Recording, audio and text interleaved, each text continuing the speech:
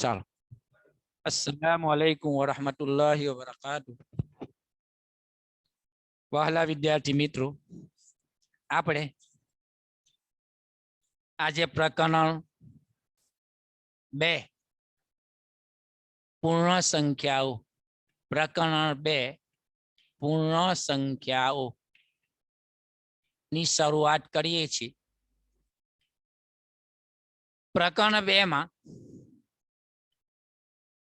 समझावू के पहलू तो आटलू याद राखवानुं छे। याद राखो, तमारे तमारा डायरा में लखवानुं छे अने पछी याद करवानुं छे। याद राखो एमां के भाई 1 2 3 4 डैश डैश डैश ए गणतरीनी संख्याओं छे। आगर तेने प्राकृतिक संख्याओं तरीके पण ओळखवामां आवे छे।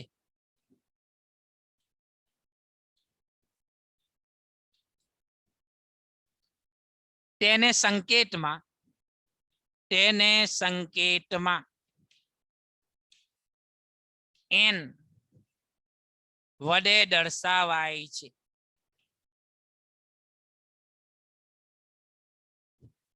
सौथी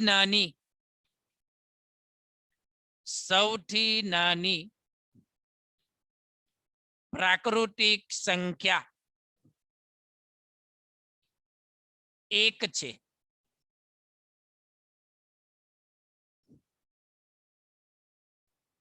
प्राकृतिक संख्याओं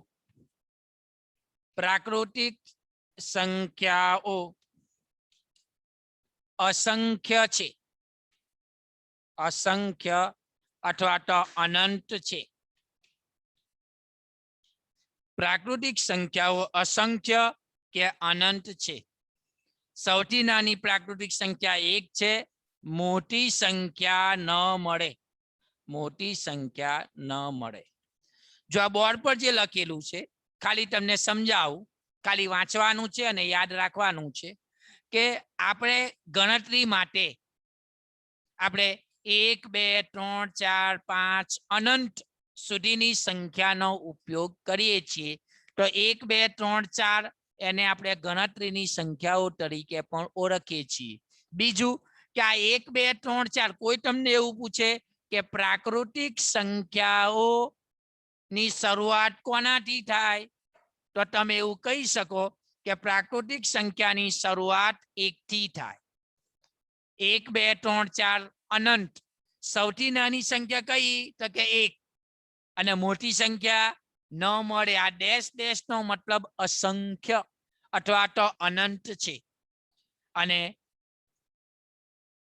तेने संकेत में इंग्लिश में एने नेचरल नंबर्स, प्राकृतिक संख्या ने शुं कहेवाय? Natural numbers. तो एने पहलो अक्षर कैपिटल एन, तो तेने संकेत में परीक्षा में खाली जग्या पूछाय प्राकृतिक संख्याओं ने खाली जग्या संकेत वडे दर्शावाय, तो तमे शुं लखी शको? Capital N. बराबर। हवे एना बाद आ लखाई गया बाद आगळ लखवानुं पूर्ण संख्या।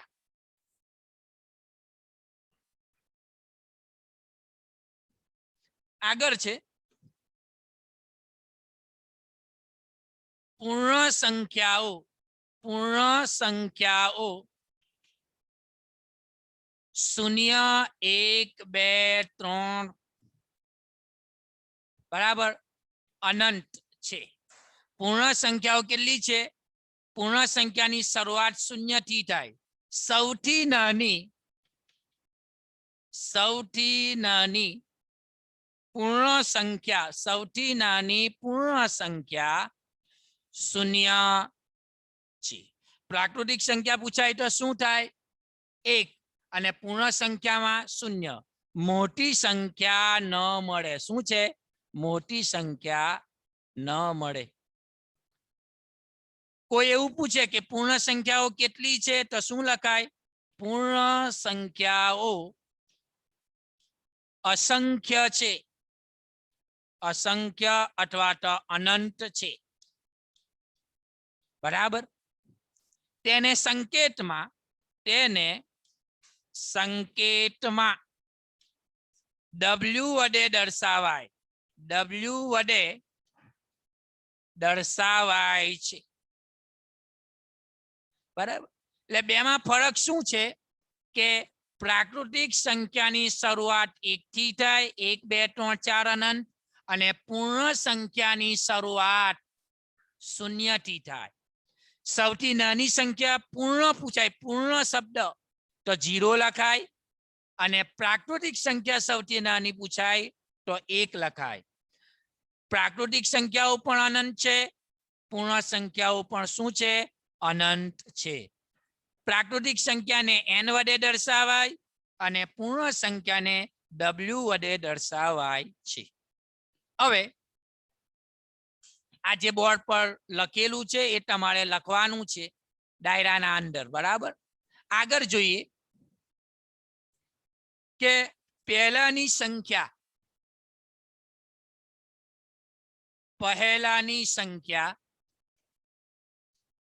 અને પછીની સંખ્યા. હવે પહેલાની સંખ્યા એટલે શું? કે કોઈ પણ સંખ્યામાંથી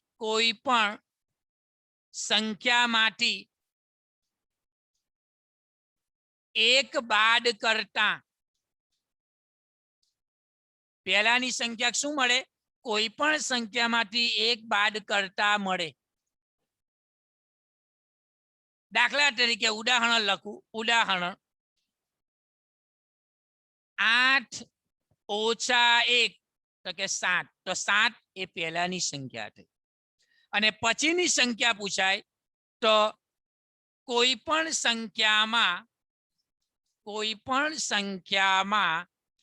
એક ઉમેરતા મળે. દાખલા તરીકે તમને કોઈ પૂછે કે 9 પછીની સંખ્યા કઈ, તો શું લખાય? ઉદાહરણ પછીની સંખ્યા પૂછે, 9 પછીની સંખ્યા પૂછે તો 9 + 1 તો કઈ છે? 10. બરાબર. એટલે પહેલાની સંખ્યા પૂછે તો એક બાદ થાય, અને પછીની સંખ્યા પૂછે તો એક ઉમેરાય. આ તમારે જાણકારી માટે. બરાબર. હવે એક વસ્તુ આગળ આ લખવાનું જ છે. આગળ લખવાનું તેમાં કે બધી પ્રાકૃતિક સંખ્યાઓ એ પૂર્ણ સંખ્યા કહેવાય. એ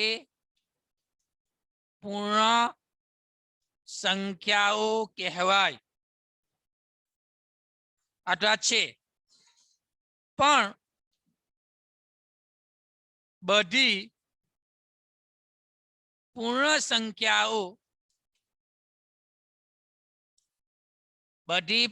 સંખ્યાઓ પ્રાકૃતિક સંખ્યા ન કહેવાય. પ્રાકૃતિક સંખ્યા ન કહેવાય. હવે સમજાવું આ વાક્યનો અર્થ. અહીંયા શું કે બધી પ્રાકૃતિક સંખ્યાની શરૂઆત ક્યાંથી થાય? 1 2 3 4 અનંત. તો બધી પ્રાકૃતિક સંખ્યા, આ જે પ્રાકૃતિક સંખ્યા છે એનો હવે આ કઈ સંખ્યા છે? પ્રાકૃતિક સંખ્યા. પૂર્ણ સંખ્યાઓની શરૂઆત 0 1 2 3 4. હવે સમજજો વાક્ય કે પ્રાકૃતિક સંખ્યા શું કહેવાય? પૂર્ણ કહેવાય. એટલે કે હા, કઈ રીતે? કે પ્રાકૃતિક સંખ્યા 1 2 3 4 એ કોના અંદર સમાયેલા છે? પૂર્ણના અંદર. જો 1 2 3 4 એટલે પ્રાકૃતિક સંખ્યા પૂર્ણ કહેવાય.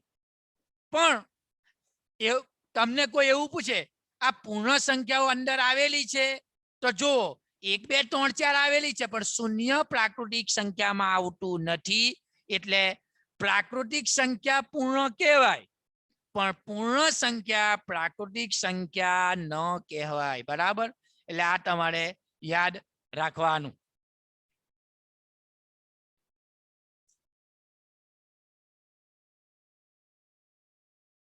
ખુદા હાફિઝ.